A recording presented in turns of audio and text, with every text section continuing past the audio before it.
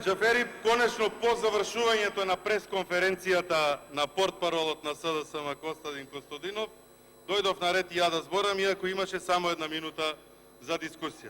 Меѓутоа не си, тоа му е обилена тема и за тоа дискутира Костадин, со тоа легнува и со тоа се буди, негова работа. Јас да се вратам на министерот за финансии Заев и темата која што ни е денес за дискусија.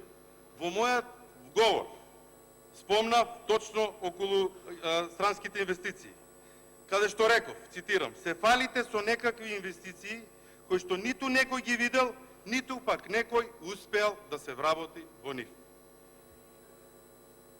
По однос на фейк ньюсот и оние лажни вести кои што ги шириме, јас мислам дека лажна вест е изјавата во септември 2017 на 24 вести, кога премиерот Заев рече дека ќе ги донесе Google и Facebook во Република Македонија, дека истите создаваат 30 милиарди евра или долари и истите ќе отворат многу работни места во Република. Ете тоа се фейк ньюс.